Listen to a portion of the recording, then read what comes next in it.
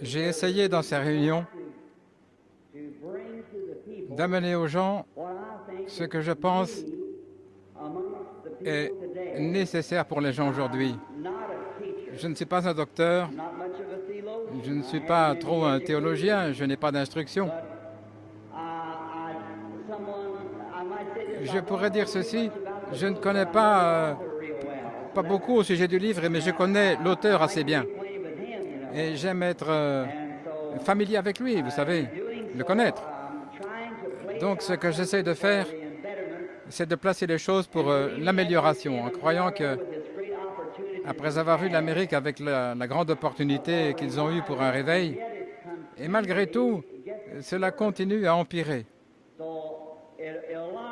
Cela m'alarme. C'est mon pays, je suis né ici et je l'aime. Et je désire voir un grand réveil en mon jour, si nous pouvons. Je ne peux pas amener ce grand réveil. Et aucun ministre. Mais nous pouvons jouer notre rôle alors que Dieu l'apporte et chacun a un rôle à jouer. Hier soir, je parlais sur la communion et ce soir, j'aimerais parler de la vie intérieure avec Christ. Et demain soir, si Dieu le veut, je n'ai rien de prémédité. Cela doit venir comme vous vous sentez conduit parce que je ne prêche pas au départ de notes, mais comme je le reçois et j'aime parler. Et c'est là où je pense que les pentecôtistes ont fait une erreur demain soir, Dieu voulant. Ce n'est pas une pré-annonce, mais je ne sais pas si je vais le faire ou pas, mais j'espère que le Seigneur le permettra. Et si vous voulez bien me supporter, je fais de mon mieux. Si je peux seulement voir les gens de ce grand mouvement de Dieu, à mon opinion, nous avons une chose en commun, et c'est Jésus-Christ et le royaume de Dieu. Et chacun de nous, peu importe l'Église à laquelle nous appartenons, nous devrions nous rassembler dans ce but, c'est d'essayer de voir les gens, qu'ils appartiennent à notre Église ou pas, c'est de les voir sauvés et qu'ils avancent, qu'ils fassent les choses justes avec Dieu. Et bien souvent, alors qu'il y a des milliers de gens de différentes dénominations, je n'ai jamais essayé de dire « vous devez aller dans cette dénomination-ci » parce que je crois que chacune, ils font de leur mieux, au mieux de leur connaissance. Ils ont enseigné certaines choses, peut-être certains vont un peu plus profondément que d'autres. Si vous voyez quelqu'un qui marche plus profondément que vous, eh bien, je ne voudrais pas être quelqu'un qui me tienne dans leur chemin. Si je ne peux pas marcher là où Josué a marché, ou Enoch, qui a parti dans une promenade un après-midi avec Dieu, et puis il s'est fatigué de vivre plus longtemps, et il est rentré à la maison en marchant un après-midi. Si je ne peux pas marcher comme cela, je ne voudrais pas me tenir dans le chemin de quelqu'un qui peut marcher comme ça. Je veux les aider à avancer. C'est le but que nous voulons avoir. Ainsi, vous pouvez dire aussi aux gens que nous aurons un service de guérison dans un soir ou deux. Et bien sûr, quand ça commence, c'est un cycle de vision. J'expliquerai un petit peu ce qui se passe plus tard. Mais aujourd'hui, nous allons essayer de trouver quelque chose pour le corps de Christ, un rassemblement des pécheurs pour trouver leur position et place en Christ. Et ce soir, comme titre, un texte, si on l'appelle comme ça, ou donner un contexte, je ne vais pas vous garder longtemps, environ 30-40 minutes. Et puis, demain soir, n'oubliez pas, si Dieu le veut, je veux apporter par les Écritures. Je suis un fondamentaliste. Tout doit venir des Écritures. Je ne dirais pas que je ne le crois pas, mais je ne comprendrais pas correctement si ça ne venait pas des Écritures. Et si pendant le temps de la partie phénoménale des réunions de guérison, si une personne, quelle que soit l'Église à laquelle vous appartenez, s'il y a quelque chose que vous mettez en question et qui n'est pas dans les Écritures, eh bien, venez me voir, parce que certainement, je veux rester directement dans ce livre parce que ceci est la fondation et toute écriture et tous les actes du Saint-Esprit doivent venir de la Bible. Et je le crois. Maintenant, il pourrait faire quelque chose qui n'était pas dans la Bible. Ce serait quand même Dieu. Je le comprendrais mieux si ça vient directement de la Bible. J'aime les choses ainsi, parce qu'alors je sais que c'est correct. Maintenant, dans le livre des Hébreux, au 10e chapitre, et en commençant au verset 19, je vais lire une portion des Écritures, versets 19 et 20. Ayant donc, les frères, l'audace d'entrer dans le lieu très saint par le sang de Jésus, par un chemin nouveau et vivant qu'il a consacré pour nous, au travers du voile, c'est-à-dire de sa chair, ayant un souverain sacrificateur sur la maison de Dieu. Maintenant, que le Seigneur ajoute sa bénédiction à cette lecture de la parole. Courbons la tête un moment pour la prière. Un frère vient de me donner une petite note il y a quelques moments, je ne l'ai pas lue. Ça concerne une dame ici ce soir qui a quelqu'un, un ami ou quelqu'un qui est à l'hôpital qui est vraiment, vraiment malade. Un bébé ou un enfant qui est proche de la mort. Maintenant, ensemble, mettons-nous d'accord afin que Dieu puisse retenir la main de la mort pour ce bébé ou quoi que ce soit, ce bien-aimé. Il peut le faire, les amis. Ici, dans la vallée, il m'avait apporté un petit bébé mort il y a quelques années. Vous vous souvenez à San Bernardino, qui était mort depuis le matin? J'ai posé mon corps, pas mon corps, ça n'a rien à voir avec cela, mais c'est la prière à Jésus. Et le petit bébé s'est réveillé, il est revenu à la vie. Ainsi, courbons la tête. Notre cher Père Céleste, nous venons à toi ce soir dans le nom de ton Fils bien-aimé, le Seigneur Jésus, en sachant ceci, qu'il nous a promis que quoi que nous demandions en son nom, nous le recevrions, sachant que nous n'avons aucune vertu par nous-mêmes, rien que nous puissions offrir, mais simplement venir sur base de ses propres mérites. Nous venons demander cette faveur, Père, c'est que, premièrement, pardonne-nous tous nos péchés, nos transgressions contre toi, les choses que nous avons faites, que nous avons dites qui n'étaient pas justes. Nous prions, Père, que le sang de ton Fils, le Seigneur Jésus, nous purifie maintenant de toute injustice. Chaque mauvaise pensée qui est venue dans notre esprit, que cela soit pardonné. Tout ce qui empêcherait la guérison ce soir, d'une manière ou l'autre. Car les choses que nous demandons, nous te prions de nous pardonner. Et maintenant, Père, nous demandons que ton Saint-Esprit se saisisse de la parole ce soir. La foi vient de ce qu'on entend de la parole de Dieu. Et entrer dans la parole. Nous prions ce soir, Père, ouvre chaque cœur et fais entrer profondément la semence.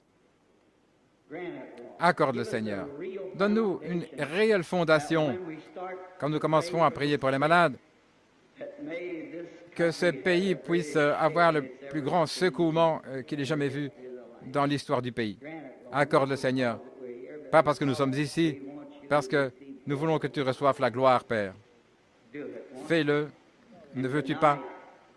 Et ce soir, la petite dame qui a envoyé cette note, oh Dieu, je ne la connais pas, toi tu la connais. C'est quelqu'un qui est vraiment malade, là, à l'hôpital, presque mort.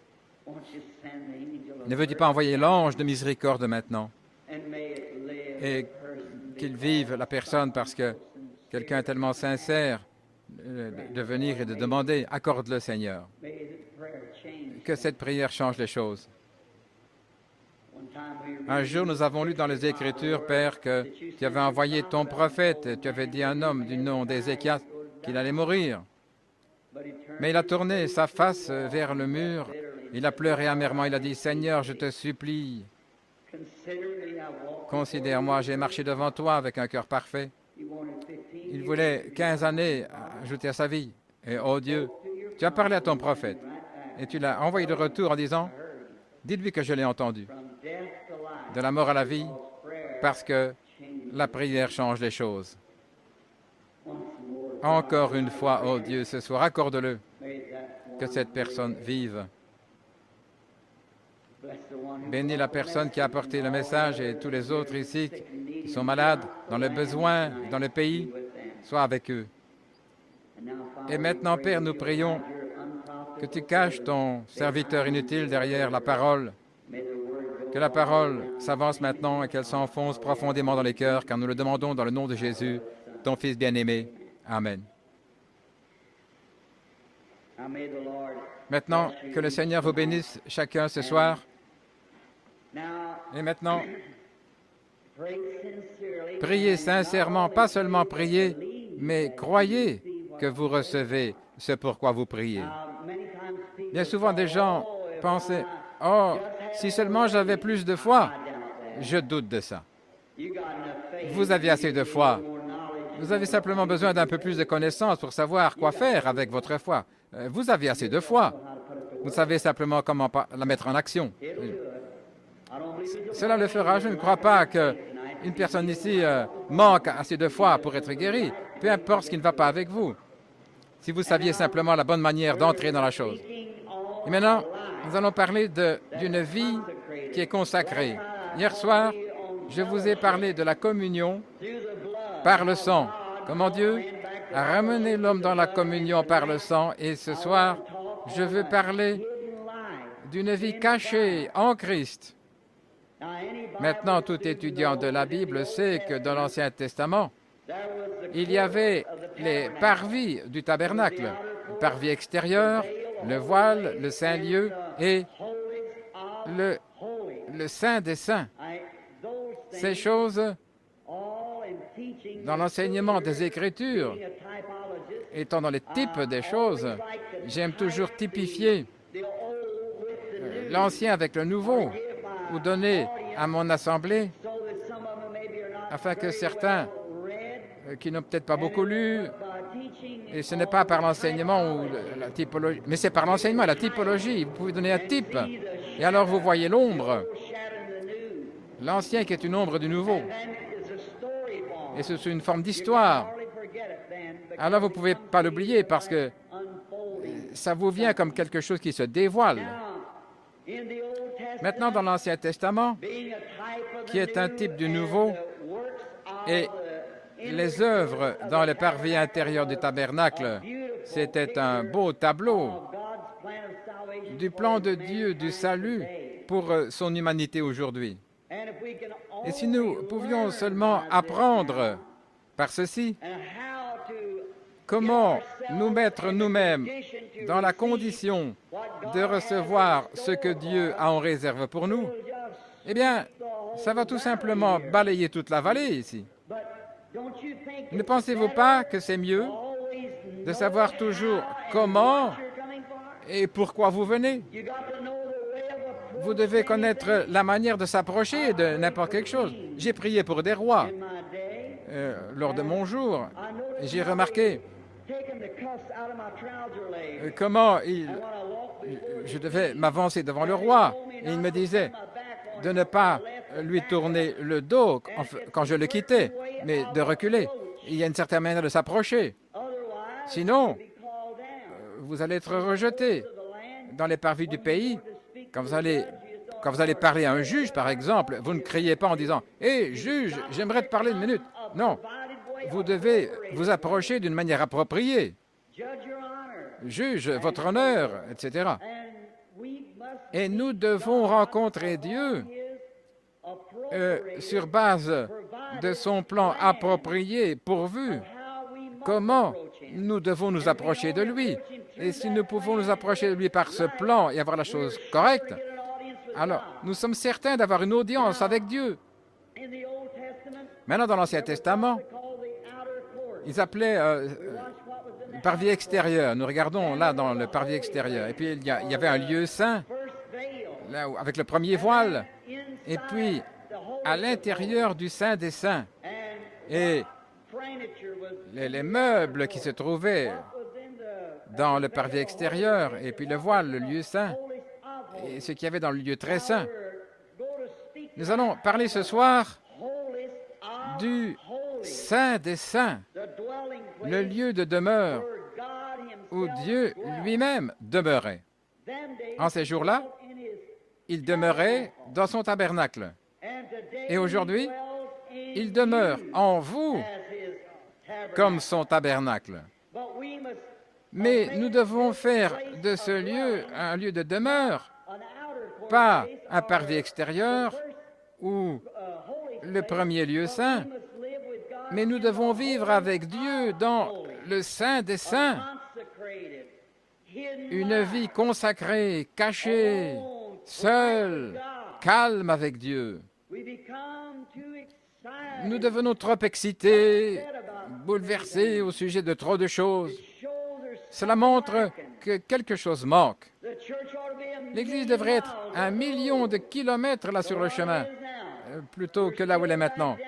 Nous sommes toujours dans l'âge de l'adolescence, en train de faire des histoires, se battre, des disputes, alors que nous devrions être consacrés, cachés dans le Saint des Saints avec Dieu. Ce serait mieux de venir à l'aise en prenant notre temps pour voir où nous allons. Maintenant, tout comme Dieu vivant dans ces 3 parvis, certainement il vit dans le parvis de l'Assemblée, il vit aussi ici dans le lieu saint. Mais son lieu de demeure, ceci c'était simplement les attributs de sa présence là, venant du Saint des Saints. C'est comme vous. Si vous remarquez la Bible, en parlant de manière mathématique, 3 est le nombre parfait de Dieu. Dieu est perfectionné en 3. La divinité est perfectionnée en 3. Père, Fils et Saint-Esprit. Un seul vrai Dieu. Et les dispensations sont perfectionnées en 3. Et il y a les 3, les 7, 12, 24, 40 et 50. Ce sont les nombres de la mathématique de Dieu au travers des Écritures. Et remarquez, vous-même, vous êtes perfectionnés en 3. L'âme, le corps, l'esprit, l'eau, le sang, l'esprit. 3 choses qui sont venues de son corps, qui forment la nouvelle naissance. Il y a 3 choses qui viennent de son corps pour la nouvelle naissance, l'eau, le sang, l'esprit. Et c'est la même chose avec une naissance naturelle.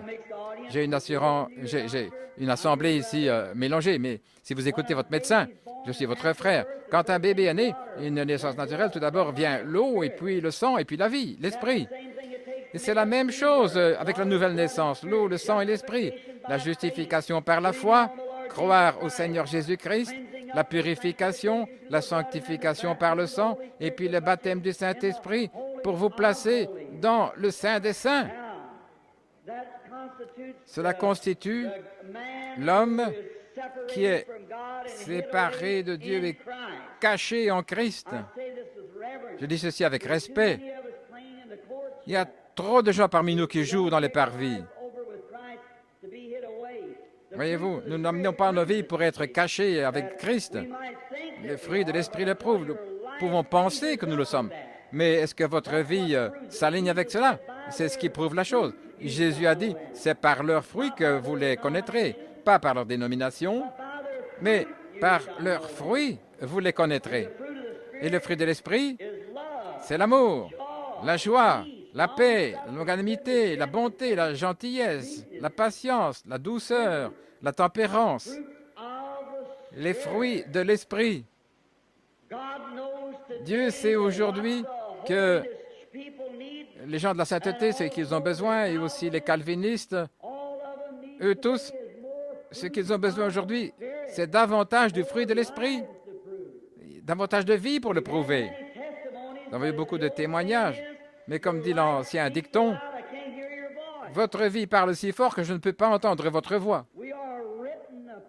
Nous sommes des épîtres écrites de Dieu, lues de tous les hommes. Ici, il n'y a pas longtemps, il y avait un évangéliste qui est venu en ville, et un homme a dit, enthousiasmé, venez écouter cet homme. J'aimerais, oui, mais vous savez, ce soir, nous avons une réunion à notre propre église. Il a dit, j'irai demain soir. Il a dit, ou la semaine prochaine. Mais nous avons des réunions de notre propre Église, il a dit. Et j'irai demain.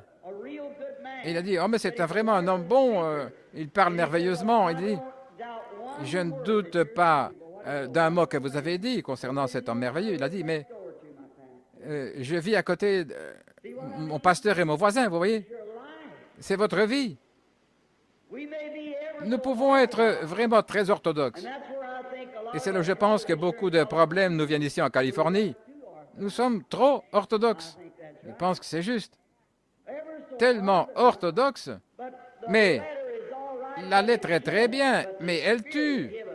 Mais c'est l'esprit qui donne la vie. Et ayez l'esprit juste qui donne la juste sorte de vie. Voyez-vous, vous devez avoir la vie correcte. Et maintenant, dans l'extérieur, comme vous dans votre vie ici sur la terre, vous vivez dans une maison à 3 pièces. Vous savez cela? Vous dites, oh frère Branham, je ne suis pas d'accord avec vous. Non, non. Vous vivez dans une maison à 3 pièces. Vous pourriez avoir, vous avez une cuisine, vous avez un living et vous avez une chambre à coucher. Peut-être que vous avez 3 ou 4 chambres à coucher, 2 ou 3 cuisines, mais vous vivez quand même dans ces 3. C'est l'usage que vous en avez. C'est juste. Eh bien, Dieu vivait dans une maison à 3 pièces dans son tabernacle. L'assemblée, les parvis de l'assemblée, le lieu saint et le saint des saints. Et maintenant, 3 pièces, cela représente les marches que vous prenez, l'endroit d'une pleine consécration avec Christ. La cuisine, c'est là où vous mangez.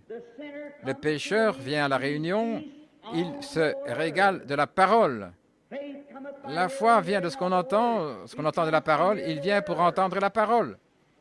Et bien souvent, nous substituons tellement de choses au lieu de la parole. Spécialement aujourd'hui, nous substituons avec le phénoménal.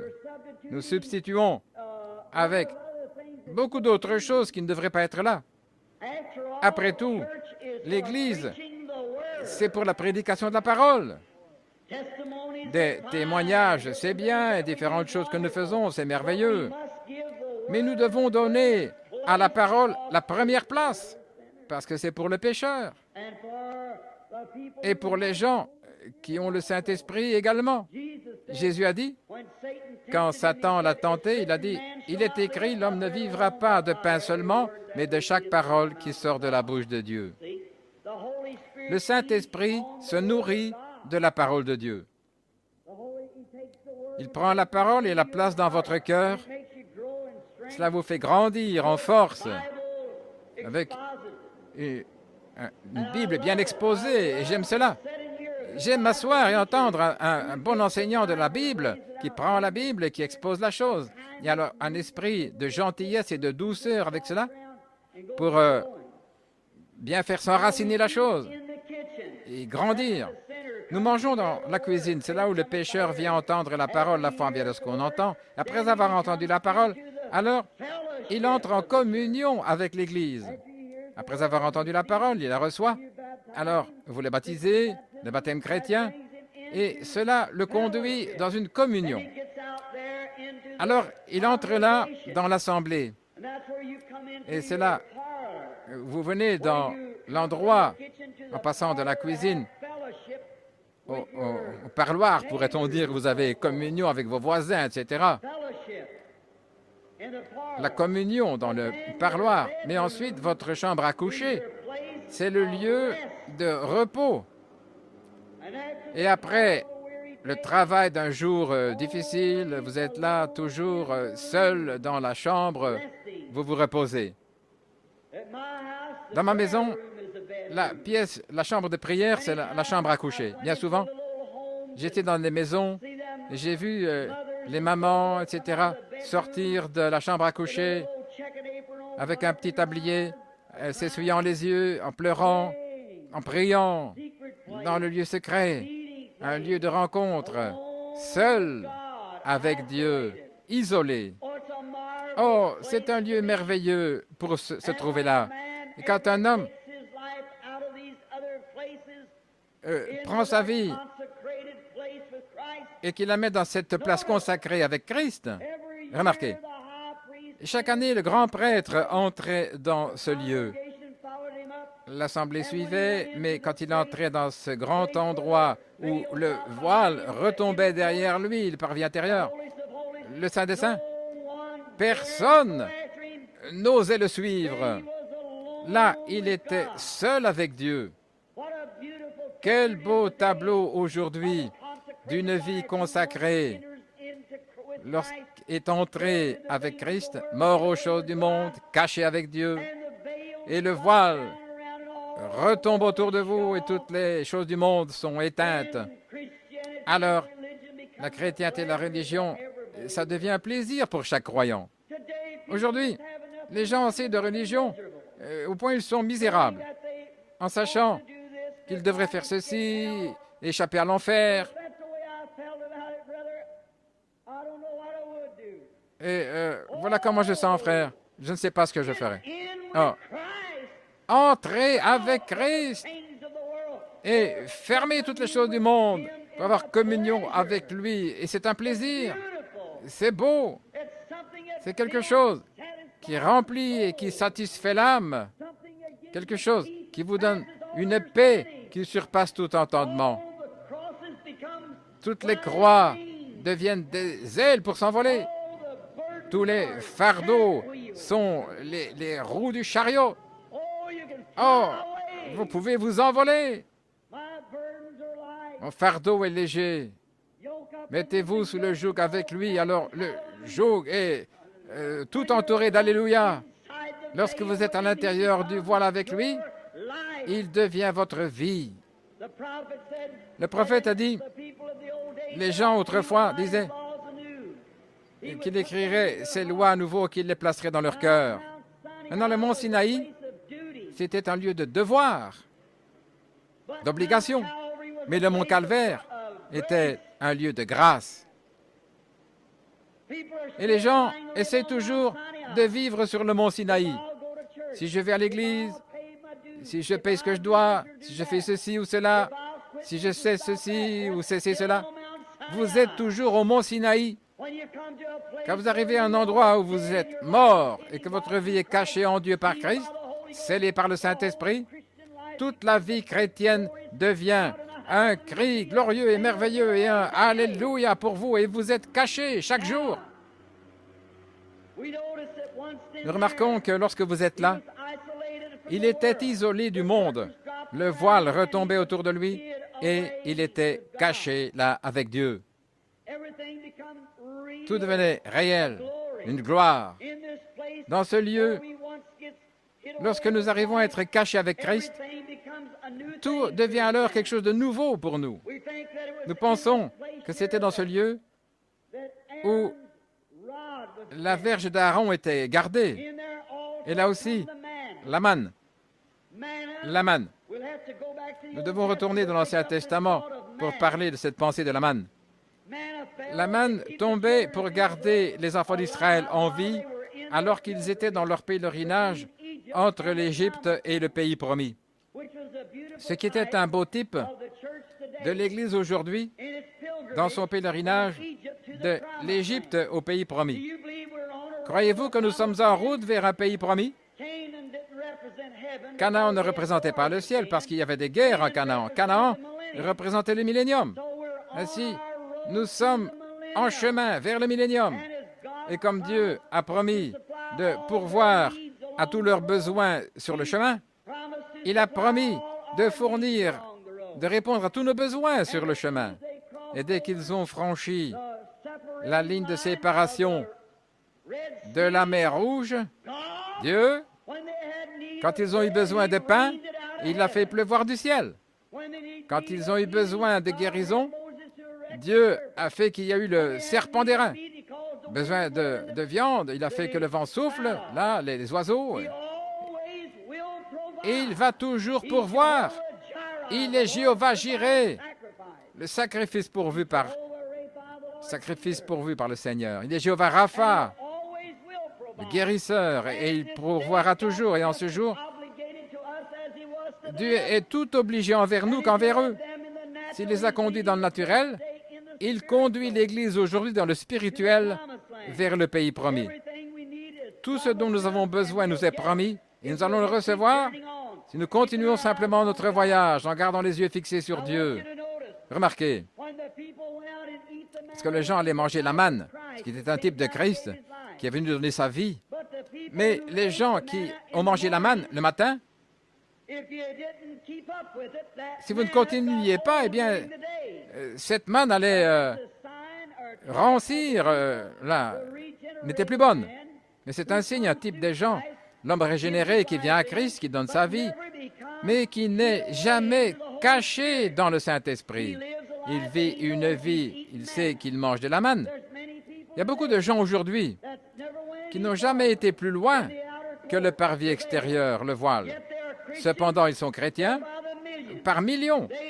Ils apprécient Christ dans une forme extérieure. Ils vont à l'Église avec une consolation de savoir qu'ils appartiennent à l'Église, mais ils n'ont jamais été cachés avec lui dans le parvis intérieur. Mais là, à l'extérieur, ils mangent de la manne. Mais regardez, quand vous mangez cette manne, vous ne faites pas attention avant la fin du jour. Cette manne va disparaître. Et c'est ainsi avec les gens qui se dandinent à l'extérieur et peut-être qu'ils apprécient manger la manne. La manne est un type du Saint-Esprit.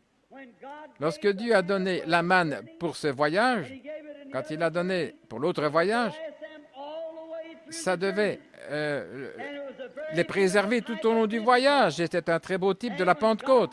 Et lorsque Dieu a appelé son Église à sortir et leur a donné le baptême du Saint-Esprit, il a déversé l'Esprit, là, d'en haut, sur l'Église, et ça devait les garder à travers toute la génération jusqu'au retour de Jésus. Juste. C'est la manne pour l'Église aujourd'hui. La manne du Saint-Esprit. Souvenez-vous, alors qu'ils ont franchi les eaux et arrivé de l'autre côté, là, pour leur voyage, le Saint-Esprit a fait tomber la manne et les a nourris dans le naturel, dans la vie naturelle. Et dès qu'une personne meurt à soi-même, traverse dans ce voyage, dans le pays promis, Dieu déverse le Saint-Esprit aujourd'hui. Pierre a dit le jour de la Pentecôte, il a dit, ceci est ce qui a été parlé par le prophète Joël. Il arrivera dans les derniers jours, a dit Dieu, que je déverserai mon esprit sur toute chair. Et quand il a prêché, sous l'onction du Saint-Esprit, et les gens poussaient des cris, faisaient des démonstrations, ils étaient touchés dans leur cœur, les Juifs et ceux qui étaient là, ils ont dit, « Hommes, frères, que ferons-nous pour être sauvés ?» Et Pierre a dit, « Repentez-vous, chacun de vous, soyez baptisés dans le nom de Jésus-Christ pour la rémission de vos péchés.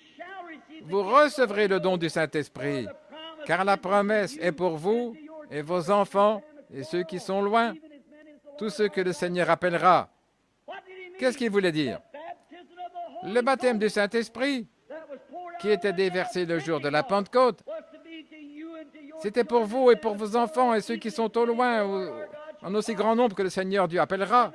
Lorsque la manne a été déversée, tout d'abord, Dieu avait dit à Moïse, cela va s'assécher pendant la journée. Mais il a dit, mais maintenant, pourvoyez-vous un homère d'or rempli et placez cette manne dans le Saint des Saints. Et à travers chaque génération, lorsqu'un homme entrait dans le voile, là dans le Saint des Saints, qu'il devenait un sacrificateur, il avait le droit de prendre une bouchée de la manne originelle qui était tombée au commencement. C'est un beau type aujourd'hui. Lorsque Pierre a dit, c'est pour vous et vos enfants, ceux qui sont au loin. Nous n'avons pas besoin d'avoir quelque chose de fabriqué, une émotion ou quelque chose de mental. Nous ne devons pas avoir cela.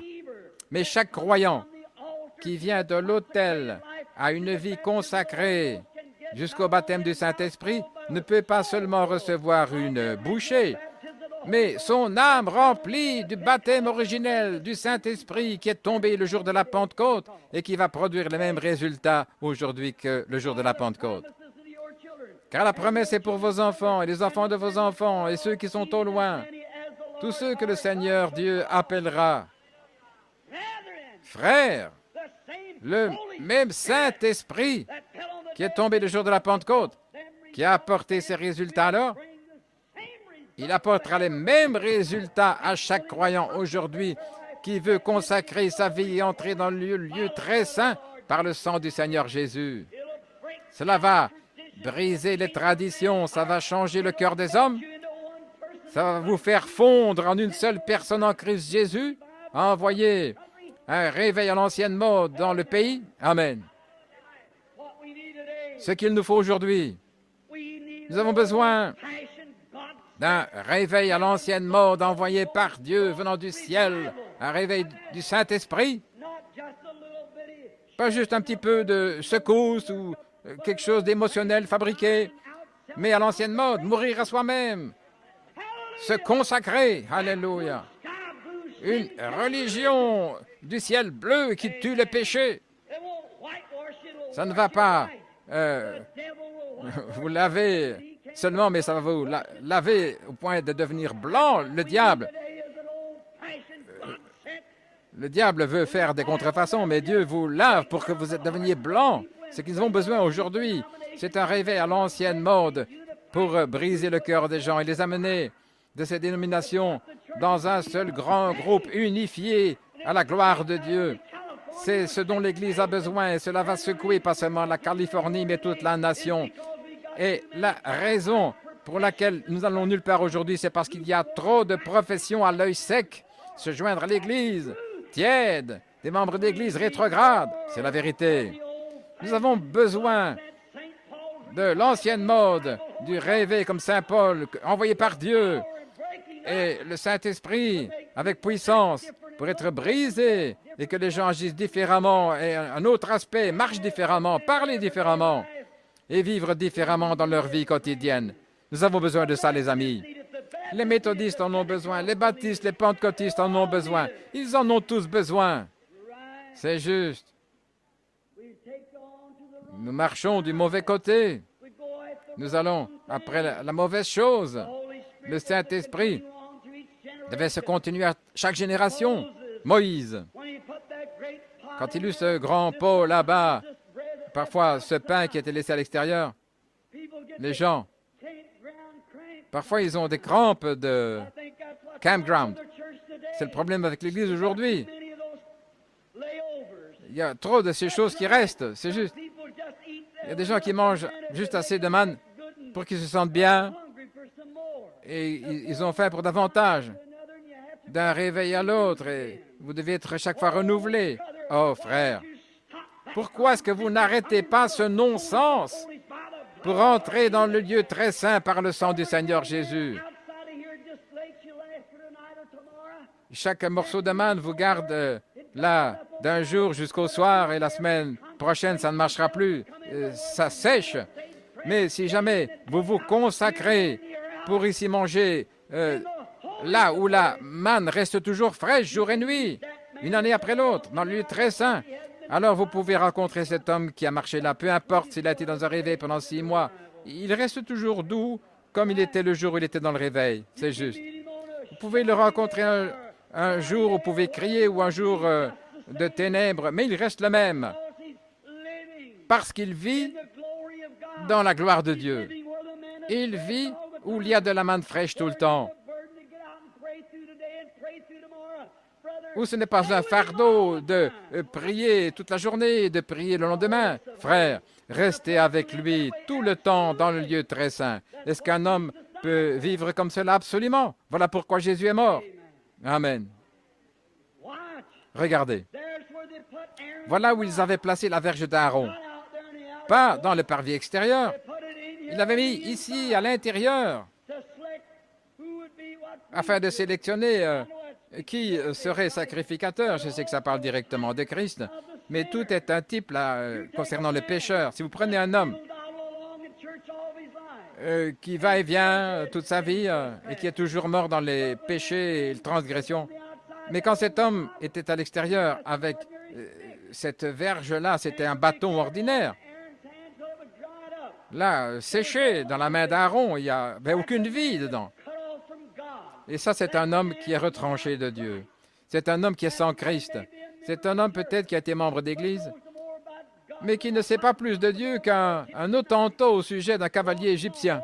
Voilà. Oh, j'appartiens à l'Église. C'était dans la main d'Aaron. Oui, il a été utilisé, mais c'était mort. Mais lorsque cette verge a été placée dans le lieu très saint, dans le lieu consacré par Dieu, dans la présence du Saint-Esprit, vous savez ce qui est arrivé?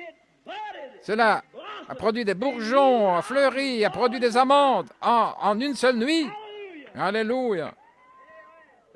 Voilà ce qu'il nous faut aujourd'hui.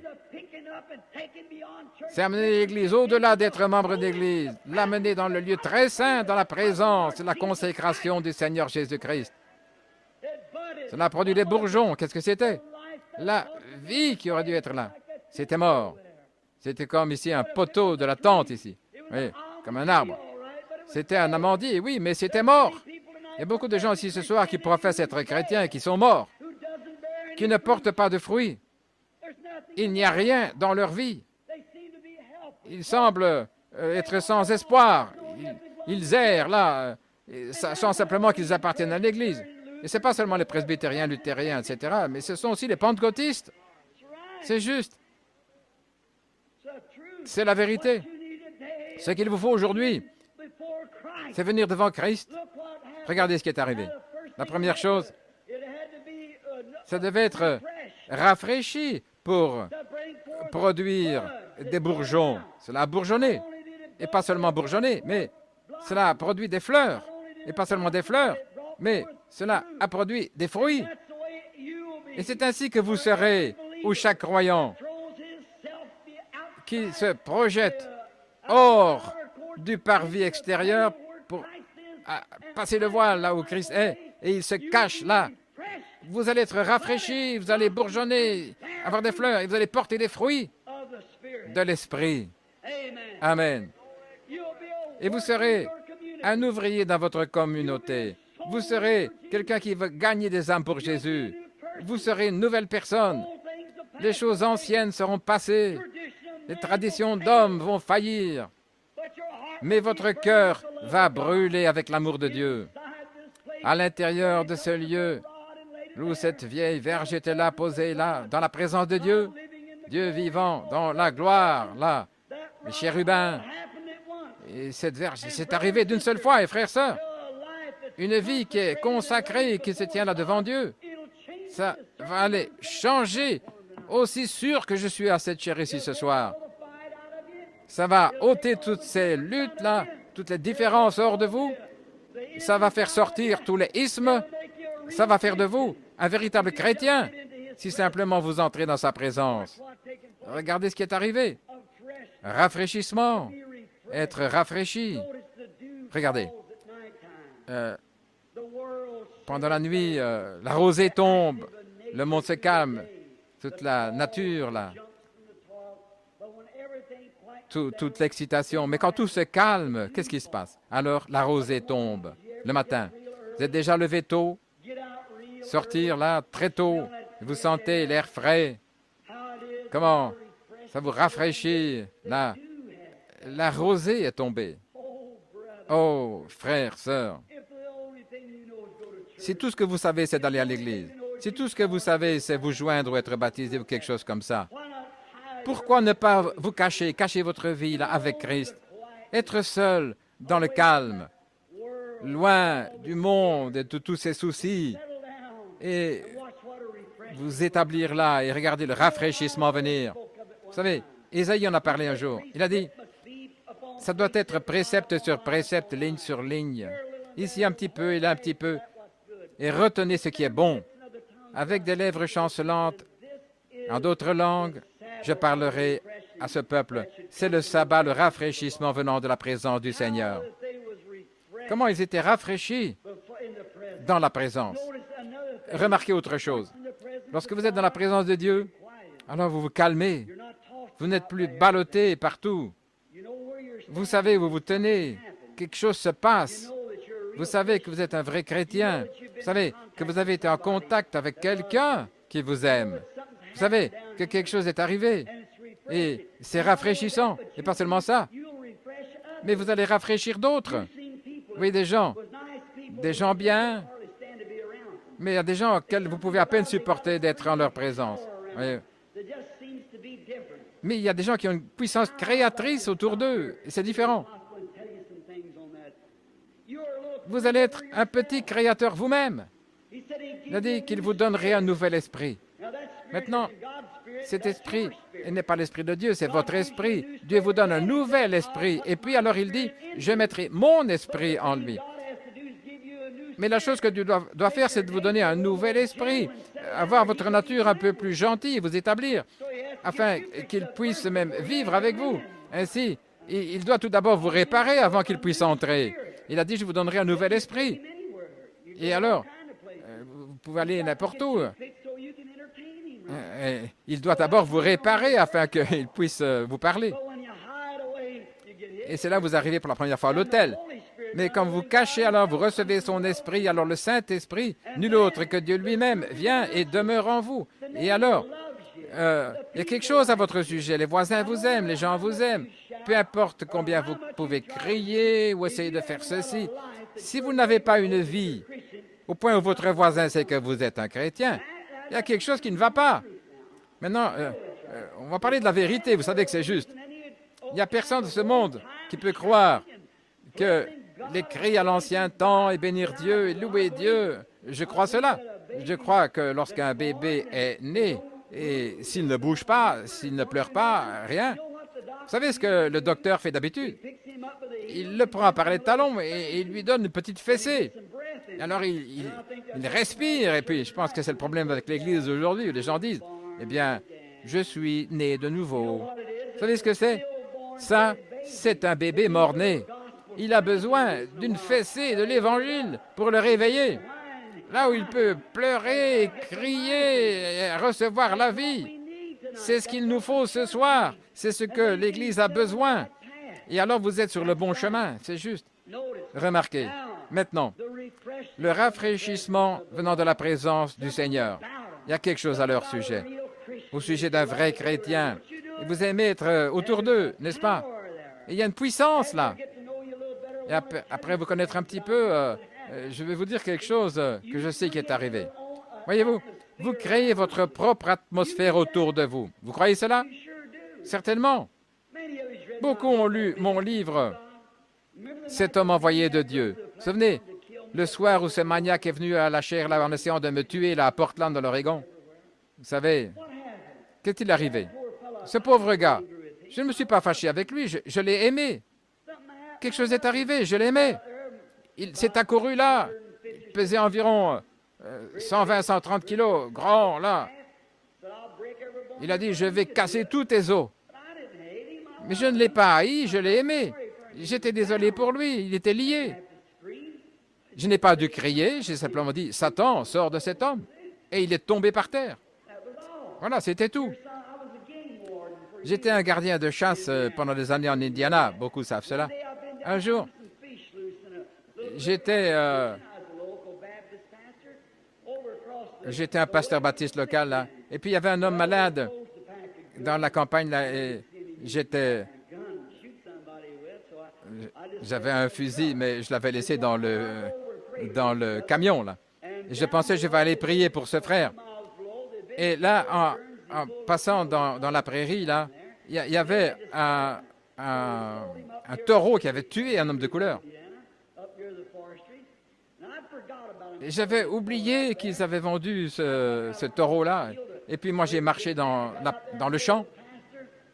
Et au milieu du pâturage, là, tout à coup, sortant des buissons, là, j'ai vu ce grand taureau. Il était là. J'ai regardé, là. J'étais trop loin de la clôture pour courir. Il n'y avait pas d'arbre pour me réfugier. J'étais là et il est venu. Mais quelque chose est arrivé. Oh, je souhaiterais que ça arrive tout le temps. Mais ce n'est pas le cas. Mais quand j'ai vu, quand il y avait un malade, là, et quelque chose est arrivé, ce n'est pas l'homme. C'est lorsque Dieu peut se saisir de l'homme. C'est quand il est consacré. Regardez sur la plateforme quand des visions se passent. Regardez, lorsque les mauvais esprits qui se déplacent là, regardez ce qui arrive. C'est s'abandonner au Saint-Esprit. Alors il vient, il prend le relais. Regardez ce qui arrive. C'est Dieu, ce n'est pas l'homme. Et si nous ne vivons pas là-dedans, Oh, Dieu, laisse-nous vivre là. Et ce taureau était là, à une vingtaine de mètres de moi, et il avait de grandes cornes. Et je pensais, c'est la fin. Et au lieu de détester ce taureau, ça semblait étrange. Je l'aimais. Je souhaiterais pouvoir lui expliquer. Laissez-moi vous dire quelque chose, frère. Vous n'arriverez jamais en contact avec une plus grande force dans cette vie que l'amour. Oui. Je n'essaie pas de conquérir les démons en leur donnant des coups de pied. J'aime Dieu. Voyez-vous? L'amour, voilà ce que Dieu est. Dieu est amour. L'amour fait bouger Dieu. Dieu a tellement aimé le monde. C'est l'amour. L'amour, c'est ce qui conquiert. Et lorsque ce gros gaillard-là s'est avancé vers moi, je savais que ça allait être la mort dans quelques moments. Mais quelque chose est arrivé. Quelque chose m'est arrivé. Et je l'aimais, je pensais, pauvre petit gars. Il était dormi, là, et je suis sur sa terre. Je n'aurais pas dû être là. Il s'est avancé vers moi comme il pouvait, fort. J'ai dit, regarde, petit gars, tu es une créature de Dieu. Je suis le serviteur de Dieu. Je suis en chemin pour aller prier pour un serviteur de Dieu là-bas. Je suis au service du Seigneur. Je suis désolé de t'avoir dérangé.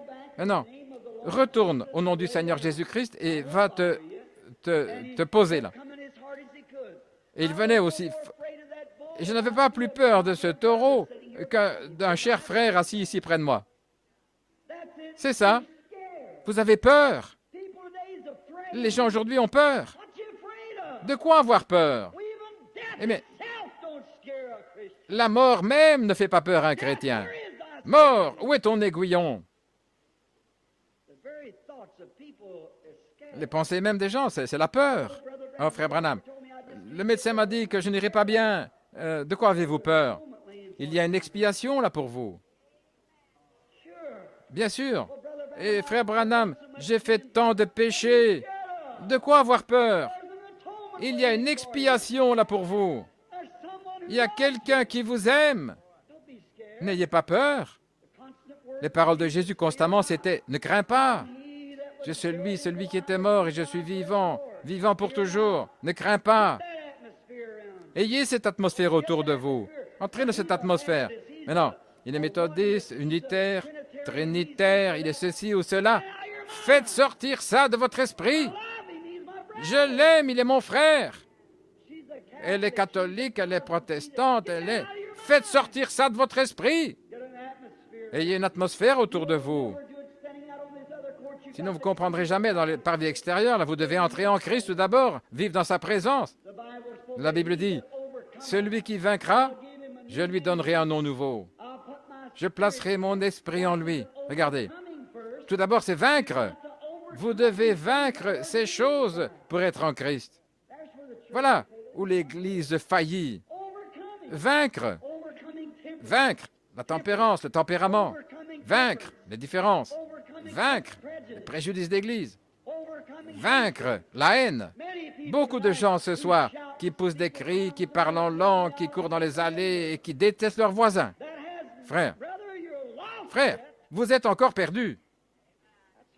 C'est une chose dure à dire, mais c'est la vérité. C'est vrai. Avoir la victoire. Vous pouvez seulement vaincre. Vous dites, je mange de la manne, gloire à Dieu. Mais regardez ce qui se passe d'un jour à l'autre. Vous allez avoir des crampes quand vous manquez des repas. Mais venez là où la manne est fraîche tout le temps. Que votre voisin vous traite bien ou pas, vous l'aimerez quand même. Qu'il soit d'accord avec vous ou pas, vous l'aimez quand même. Voilà comment vous devez être. C'est la vie cachée. C'est une vie consacrée. C'est la vie où le voile du monde, et vous êtes fermé aux choses du monde. Là, vous vivez seulement pour Christ. Vous voyez ce que je veux dire, Église? Je ne veux pas blesser vos sentiments. Et je devrais me tenir avec vous au jugement un jour. Je suis responsable si je ne vous dis pas la vérité et que je la connais. Je crois dans l'écrit, je crois en parler en langue, je crois à toutes ces choses. Mes frères, mais ce n'est pas tout ça qui accompagne la chose. Non, ce n'est pas ça. Ce sont un des attributs. c'est juste. Mais ayez la chose réelle tout d'abord, et ça produira le reste.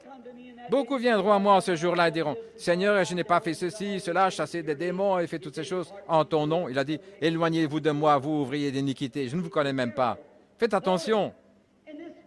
Et ce taureau, alors qu'il se courait vers moi, et j'étais là, maintenant, j'ai dit, « Je ne vais pas t'inquiéter, va te coucher. » Et il courait là, il était à 5 mètres de moi.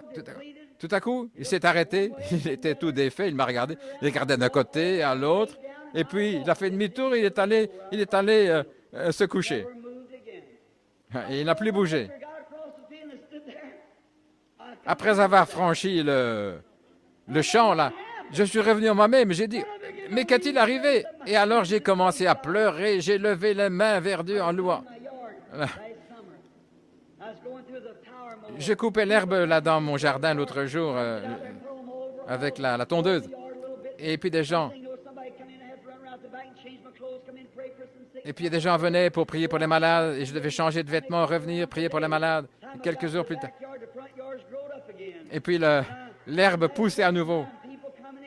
Il y a des gens qui viennent pour prier pour eux. Et combien savent ce que c'est des frelons? Il y avait un nid de frelons, là, du côté de la clôture, là. Et j'étais là avec la tondeuse. J'avais ôté ma chemise, personne ne me voyait, j'étais derrière ma maison. Et tout à coup, j'avais oublié les frelons qui étaient là. Et en quelques minutes, j'étais rempli de frelons sur tout le corps. Je n'avais pas de chemise. Tout d'abord, ça m'a effrayé. Et puis c'est arrivé à nouveau. Quelque chose. Je pensais, oh les pauvres petits gars, ils sont là dans ce nid. Et moi, ils ne m'inquiétaient pas. C'est moi qui les ai dérangés. Je souhaiterais savoir ce que c'était, mais c'est arrivé comme ça. Et je pensais, les pauvres petits gars, voilà ce que j'ai dit. J'ai dit, maintenant, vous, petite créature de Dieu, c'est Dieu qui vous a créé. Je suis serviteur de Dieu. Je dois me dépêcher ici avec cette pelouse. Et il y avait tout ce bruit de buzzing autour. J'avais pas peur. Ils ont dit, maintenant, retournez dans votre nid au nom du Seigneur Jésus, parce que je dois me dépêcher de tondre cette pelouse. Voyez-vous, et je ne vais plus vous inquiéter. Et frère, je vous rencontrerai au jugement. Ils ont fait le tour autour de moi 2-3 fois, et puis ils sont tous retournés là, tout le temps. Ils sont retournés dans le nid. Une atmosphère, Dieu, c'est juste. Il y a quelque chose là. La peur est une chose horrible.